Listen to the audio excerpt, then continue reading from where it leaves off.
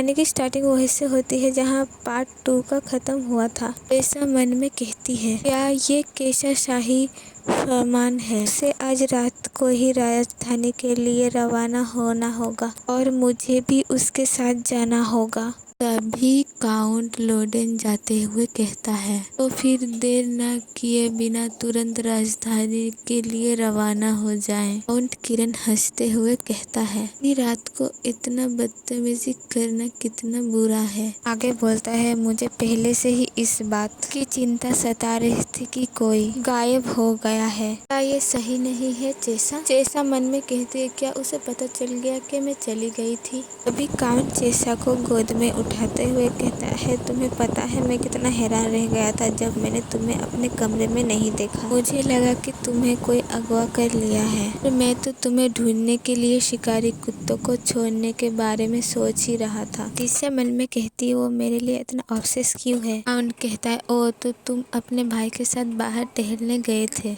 जवाब देती है, हाँ। कह रहा काउंट से कहता है, अब ज्यादा ही भावुक हो रहे हैं ना, ऐसे ही जैसे आप माँ के साथ थे। इसका कारण ये है कि वो बच्चा बिल्कुल उसकी तरह दिखता है। इसे मन में कहती है, क्या माँ तो जब उसने कहा था कि मैं किसी की तरह दिखती हूँ। अब वे दिवंगत काउंटेस की बात कर रहे थे, फिर भी इतना हंगामा क्यों। इंसान वैसे भी क्या कर सकता है कि वो मेरे बालों का रंग साझा करे। लियो की सुंदरता वास्तव में एक मायावी भ्रम होता है और कोई भी इंसान कभी भी इसकी बराबरी करने की उम्मीद नहीं कर सकता। तभी हम काउंट को देखते हैं जो कुछ सोच रहा है। चेसा को अपने गोद में उठाते हुए कहता है, जब चेसा मिल गई है तो जाने की तैयारी करो, हम शाही महल की ओर जा रहे हैं। अगले दिन शाही महल में देखते हैं कि काउंट और चेसा काउच पर बैठे हुए हैं। तभी काउंट कहता है, मुझे लगता है कि महल में जरा भी बदलाव नहीं हुआ है। चेसा मन में कहती है, मुझे बार बार इस तरह की मुसीबत में क्यों घसीटा जाता है। लगता है कि काउंट के घर से भागने का प्लान अभी टाल देना चाहिए। काउंट किरण कहता है, वहाँ भी हमें कब दर्शन देंगे। लोडेन कहता है, थोड़ा धैर्य रखिए। फिर आगे कहता है, पहले आपको किसी और से मिलना होगा। लगता है कि वो सही समय पे आया है, मुझे आपका परिचय करने दीजिए। उस इंसान को नजरें चुराते हुए देख रही थी। यह है सर हायरोन, लर का पवित्र साम्राज्य, क्या शूरवीर। ईशिया मन में कहती है, हेलोन ये यहाँ क्या कर रहा है। हेलोन बेधर्मी जांचकर्ताओं के प्रमुख के पवित्र साम्राज्य के भीतर सिर्फ 13 लोगों को ही क्रिसिटा की उपाधि प्राप्त है। ये एक शक्तिशाली शक्ति है। उन्हें कानूनी छूट और तुरंत मृत्यु दंड देने का आदेश प्राप्त है। वे चर्च के ऊंचे पद में से है। उनसे ऊपर सिर्फ पवित्र राजा है और कार्डिनल ही है। वे पूरे महाभीम में सीक्रेटली काम करते हैं ताकि व्यवस्था बनाकर रख सके। सब में से सिर्फ हाइलोन के पास ही रेंज ऑफ कोऑर्डिनेशन नाम की पवित्र ट्रिक को यूज करने की ताकत है। इस वजह से हेल्डर में उसको दिव्य शक्ति का जीता जागता भूत हो इस रूप में बदलने से पहले वो मेरे पीछे दीवानों की तरह लगा हुआ था। एक एंसिटेटर की आइडेंटिटी बहुत बड़ी राज होती है। मुझे पता था कि वो होली नाइट का रूप बदल लेते हैं, लेकिन मैंने कभी एक्सपेक्ट नहीं किया था कि वो यहाँ मुझसे टकरा जाएगा। ऐसा हो ही नहीं सकता कि वो मुझे इस बच्चे के रूप में पहचान ले। भी हाइलोन उसके ओर देखता है। मन में कहती है, ये क्या, ये तो मेरी तरफ ही आ रहा है। मन ही मन गुस्से में कहती है, ए मेरे पास मत आना पागल इंसान। हाइलोन तभी चेसा को टच करने के लिए अपना हाथ बढ़ाता है। काउंट किरण उसका हाथ पकड़ लेता है। काउंट हेलन से कहता है, अरे क्या काम है, इतनी बड़ी होली नाइट को मेरी बेटी से क्या काम हो सकता है। हाइलोन काउंट के हाथ से अपना हाथ छुड़ाते हुए कहता है, आई एम सॉरी, ये बिल्कुल किसी ऐसी की जैसी दिखती है जिसे मैं जानता हूँ। काउंट किरण गुस्से में कहता है, एक 5 साल की बच्ची तुम्हारी किसी जानने वाली से मिलती है। मैं भी तो जरा जानूं कि वो कौन है जिससे वो मिलती है। भी काउंट लोडेन कहता है, ना जुबान को लगाम दो काउंट बेसिलियन, वो फर्स्ट ऑर्डर होली नाइट से है। भी काउंट एटीट्यूड में बोलता है, चलो ठीक है, मुझे लगता है कि पहले इंट्रोडक्शन होना चाहिए। मैं किरण बेसिलियन हूँ। हाइलैंड भी काउंट को देखते हुए कहता है, मैं हाइलैंड हूँ।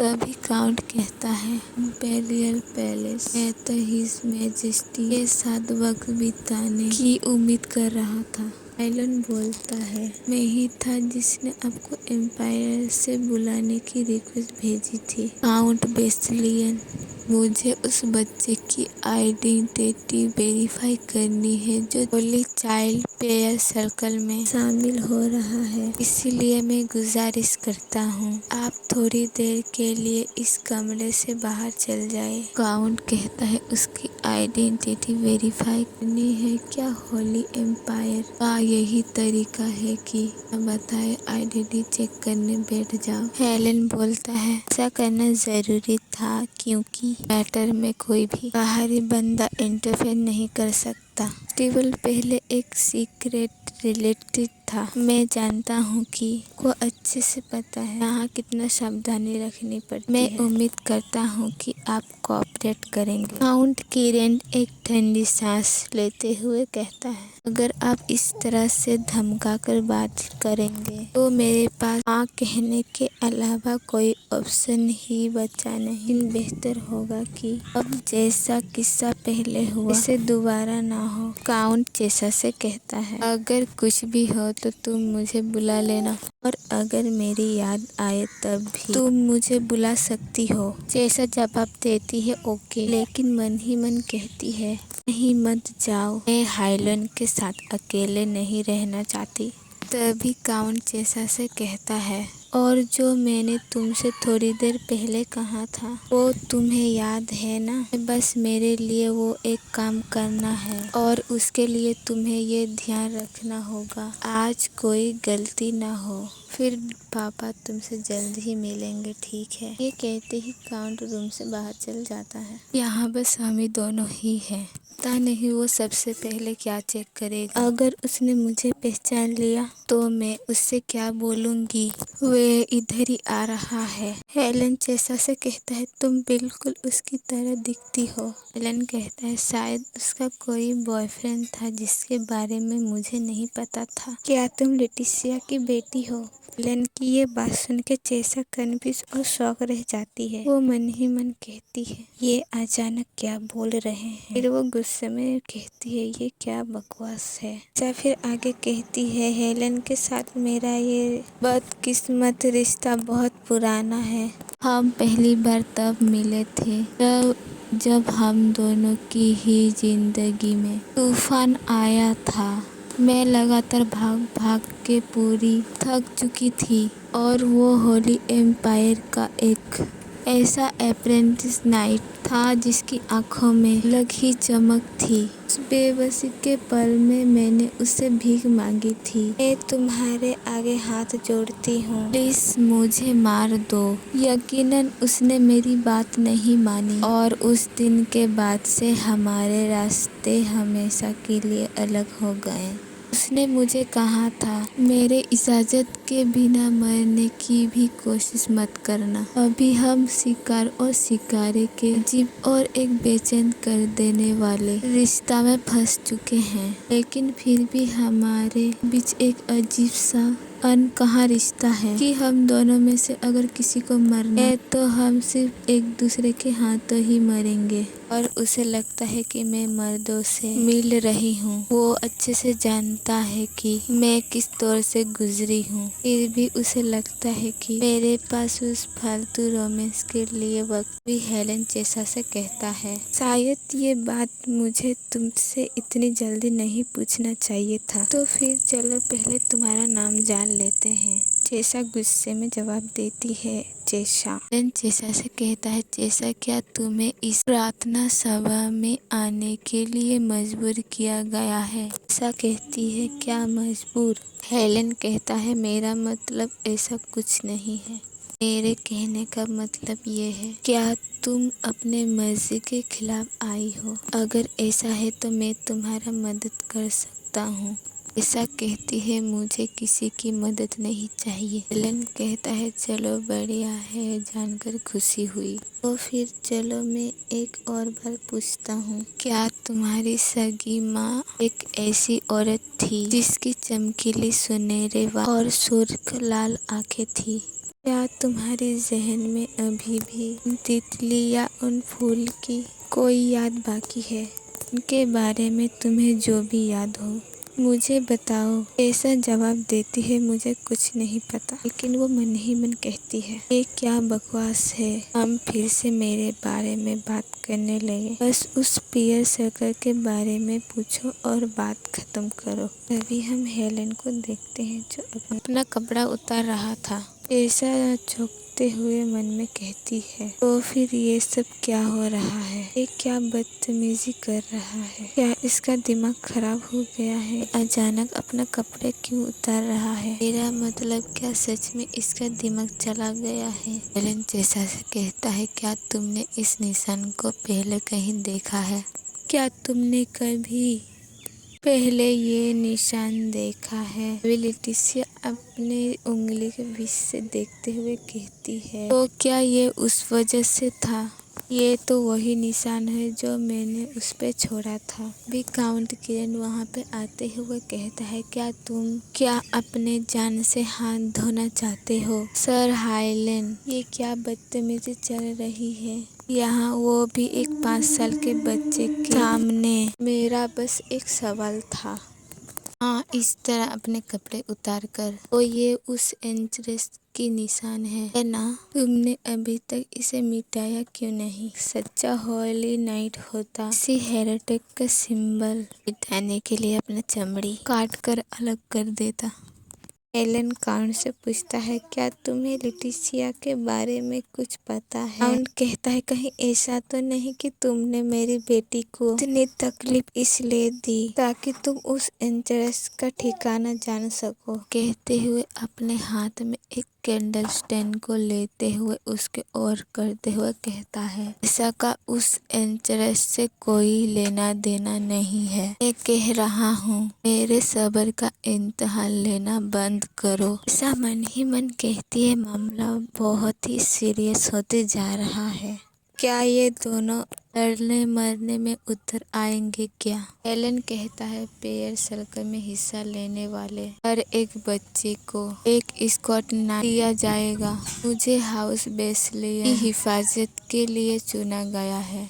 मैं होली एम्पायर तक उसका सेफ्टी का पूरा ख्याल रखूंगा। काउंट कहता है, क्या एक स्कॉट गार्ड कहा तुमने? कोई वॉचमैन नहीं। हेलन कहता है, तुम जो भी सोचना चाहते हो सोचो। कि तुम इसका जो भी मतलब निकालना चाहते हो निकाल सकते हो, लेकिन मैं यही कहूँगा, अपने जुबान और अपने हरकतों पे काबू रखो।